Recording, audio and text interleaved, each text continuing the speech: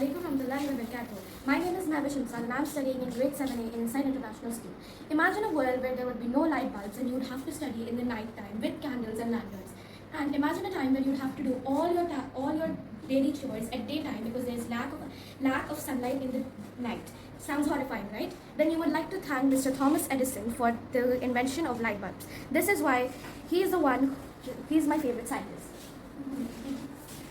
Thomas Alva Edison was born on February 11, 1847. When Thomas Alva Edison was a child, he wasn't really that a great student. So his mother received a letter from his school saying that her child wasn't a great student and the school would not accept such a child. But what she told Edison was totally different. She told him that her son was a genius and that the school could not educate such a bright child. And without knowing what the teacher had actually written in the letter, Thomas Edison believed his mother and started working hard on his academics. Developments. Thomas Alva Edison has not only worked on the light bulb, but he has also developed the phonograph, motion picture camera, and has made improvements in the telephone and telegraph. When Thomas Alva Edison was working on the light bulb, he had millions of tries that failed, about 1,000 numbers of fails in the developments of light bulb, but he never gave up and tried to make a difference in the world. Why is he my favorite scientist? Lastly, you might ask, why is he your favorite scientist? He is my favorite scientist because he's courageous, hardworking, and very focused. He is focused because after a lot of tries that failed, he never gave up on making changes, and I like him because he has made a huge difference in the world, and the lack of focus in this developments, and we lack focus in this generation, which Thomas Alva Edison has told us almost a century ago. Thomas Alva Edison is one of the most renowned scientists of the century. Thank you. I am Mariam Firdaus, a student of 7A, and today I am honored to share with you the extraordinary achievements of my favorite scientist, Marie Curie, a pioneer in the fields of physics and chemistry. Marie Curie's legacy illuminates the path to scientific discovery. She delved fearlessly into the mysteries of radioactivity, a term she coined herself. Her groundbreaking research unveiled new elements, including radium and polonium.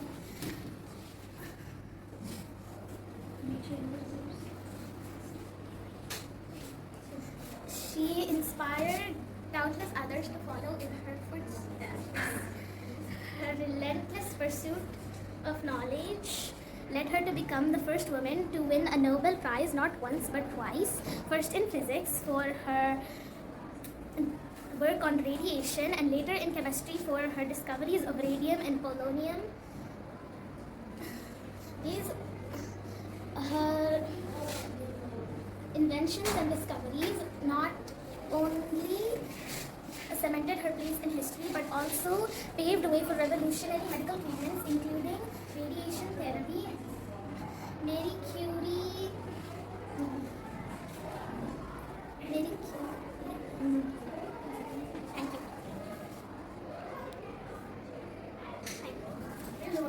I am from grade 6B and I am student of Inside International School.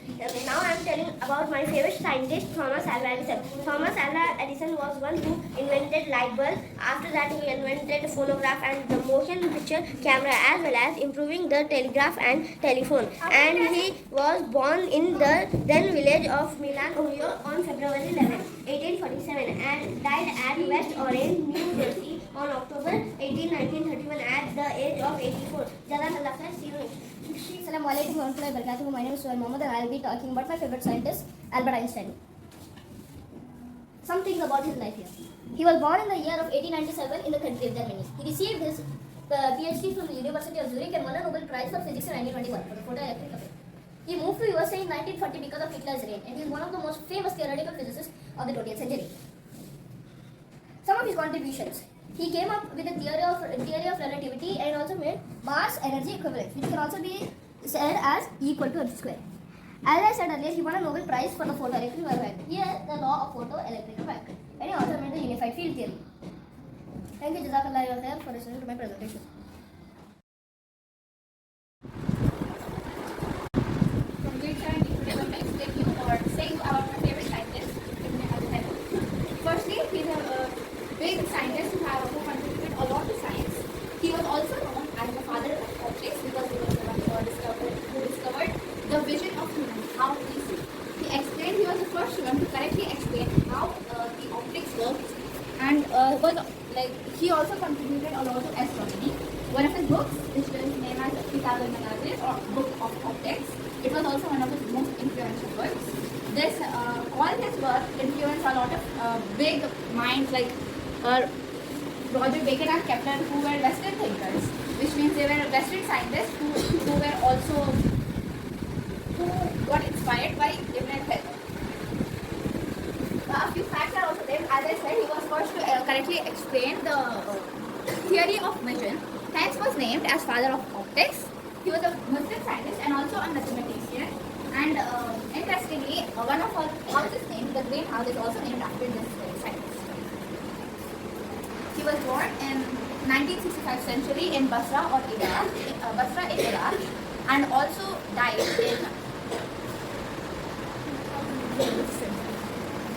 he died in Cairo or Egypt. Some inventions of him was geometry, in geometry, not geometry. He developed analytical geometry based on the link between algebra and geometry. And obviously optics, how the vision works, and also the law of refraction, which is how we see different inside the water, right? It will be a bit blurred, right? That. And he also discovered the pinhole camera, which is a camera without a flash. Why he's my favorite scientist is because we share the same religion, which is Islam, and he had deep wisdom, knowledge, and curiosity in the field of science and optics. He also invented many things. As I said, he lived in Cairo and Iraq. Conclusion or to sum up everything, Ibn Khaldun's important work or crucial work on optics and astronomy had influenced many thinkers, and pondering over his achievements within how he did everything and scientific landscape of the Islamic Golden Age. How he did everything.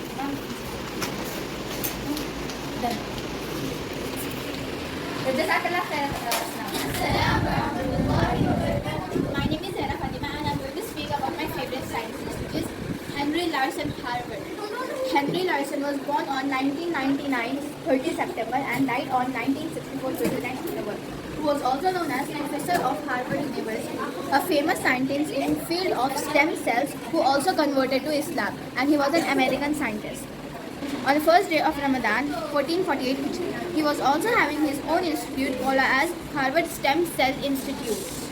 Now it is run by Penny Pritzker and controlled by a combination of its board of overseas and president of service of Harvard College, which Ashton appoints the president of Harvard University.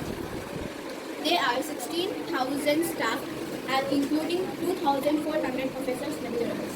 Jazakallah khair. So today I will be presenting on a very well respected scientist, Galileo Galilei. So before starting, there is a fact that many people believe that the pendulum, which was created by Galileo Galilei, was created by Alexander Graham. With that, let's start. So, introduction. Galileo studied motion, free fall, velocity, gravity, etc. He was one of the earliest developers, and he invented the pendulum, the military compass, etc. So now let's see a few of his inventions or his contributions to science. The pendulum, as I said. In 1581, when his father had enrolled him into the medical college, he saw a chandelier which was moving front and back in the air because of the air. It was moving front and back, and Galileo compared its speed with his hand, and like when he returned home, he took a ball and he attached a string and made the pendulum, which you can see the picture of. It's kind of stretched, so like when he experimented, when he swung one of the balls or the strings or something back, it would take the same amount of time as it hits back and the other side moves in front. Did you all understand? Yeah. Yes. The second invention would be the refracting telescope. At first, it was said that Hans Lippershey tried to make this in Netherlands in 1608, but Galileo Galilei the following year made the same telescope but with 3x magnification, and later went on to make a telescope with nearly 30 times the magnification of the first telescope. He would use it to look into space or to observe celestial planets and all, etc. And led to the next two inventions. Or the not invention, first the next one was the moon. Although some other scientists had observed the moon before him, he was the first one to look at the moon and say that it was spherical, not flat like the Earth. During Galileo Galilei's time, everyone believed that the Earth was flat. Okay, but after him, he started making observations and said that the moon is orbiting us, the Earth, and the Earth is spherical, not flat. He was also the first one to say that the moon was not perfectly round, it also had mountains and all. The next one is Jupiter's moon. In the year 1610, Galileo with his telescope he had observed Jupiter. He had seen 4 dots or Jupiter's moons, which are called as the Galilean moons. They were actually the I'm Shaikpet from grade 7E, and today I will be presenting my favorite scientist, Charles Darwin. Charles Darwin is also known as the father of evolution. Okay, let's start. His full name is Charles Robert Darwin, and his profession he was an English naturalist, geologist, and biologist. And today we will be focusing on his contribution to biology and also somewhat of geology. His contribution was towards evolutionary biology, and his discoveries was the theory of evolution. He discovered the theory of evolution, which is one of the most famous theories of all time. Hence, he is known as the father of evolution. Okay. He was born on 12th February 1809 in Shrewsbury, England. And his education was in 1825. His father put him into the University of Edinburgh to study medicine. And in 1828 he switched to divinity, and he went to the University of Christ College, the University of Cambridge, to study priesthood. And his wife was Emma Darwin, and his death occurred on 19th April 1882 due to old age. Okay. Now let's delve into his theory. His theory, the theory of evolution, as I said, he proposed that species change over time. He observed a bird. The bird was named Flint, and he observed its beak throughout, he went into some campsite for 5 years, and there he noticed a bird and its beak for 5 years straight, and he noticed how it changed over time. And therefore he said that it was the main base. The bird was the main base to the theory of evolution, from which he said that species change over time. The theory of evolution. So he said that there was an ape. Everyone has a common ancestor. He says that there was an ape. An ape was like a monkey-like species from which we all evolved. This is an atheistic theory which atheists believe in. People who don't believe in God, they believe in this theory. An ape, and then an ape turned into some other species, and that turned into another species. From there we evolved into humans. The HMS Beagle voyage. This was the main leading ground for his theory. As a geologist in 1831, he joined a 5-year boat voyage in which he was discovering, and he went to the Galapagos Islands, from where he found the bird Flint. This was the route of the HMS Beagle voyage, the ship from where to where it went. This is the route. And then these are the stages which he said, like how I said there was an ape, and then an ape evolved into an Australopithecus. This was the second stage, and then the third stage he said was the Homo habilis, the first species to have the Homo tag, which a bit more logical. Homo tag as in he was more logical than the apes, the monkey-like species. Then the fourth stage is the Homo erectus. Then the fifth stage is Homo sapiens. Homo sapiens were considered humans, but still now the modern humans are more smarter than the before. So the stage 6 was known as the human. So this was Darwin's theory. Obviously we do not believe in this, as we have Muslims and we believe that we were created. This is Darwin's theory. And then its legacy and impact is very huge, because this theory, it is a very big theory. And at his time in the 1800s, this was not a simple thing. And many scientists were inspired. Obviously atheists are there, this is not a nice thing, but still, this was his theory, and it got the field of biology, it changed a lot because of it. And he also wrote a book called The Origin of Species, in which he explains his entire theory. Jazakallah khair. Thank you.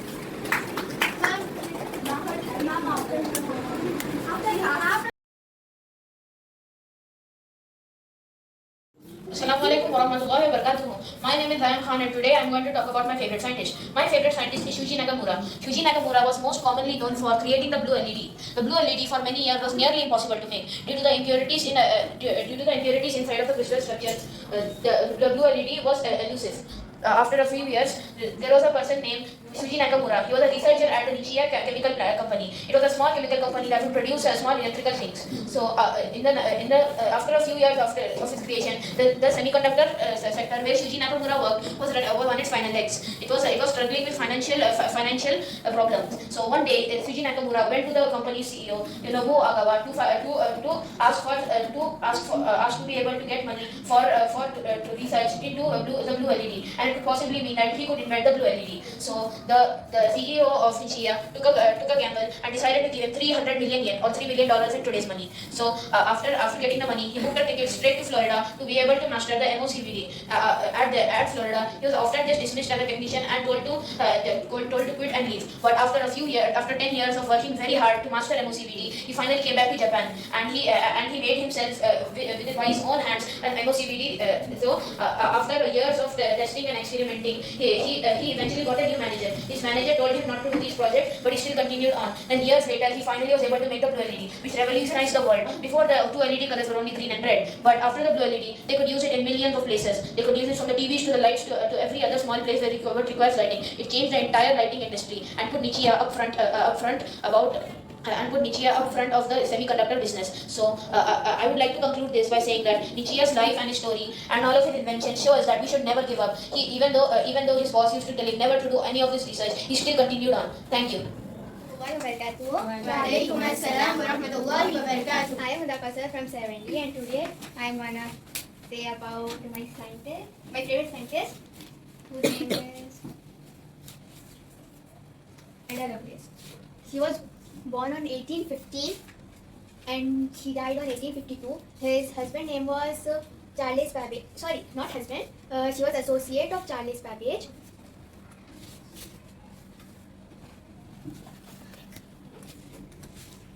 Ada Lovelace was an English mathematician and associate of Charles Babbage. She created a program for Babbage-distributed computer prototype, the analytical in 1843, and has been called the first computer program. Ada Lovelace Day, the second Tuesday in October, honors women's contributions to science and technology. The computer language Ada created on the behalf of the United States Department of Defense was named after Lovelace. Reference manual for the language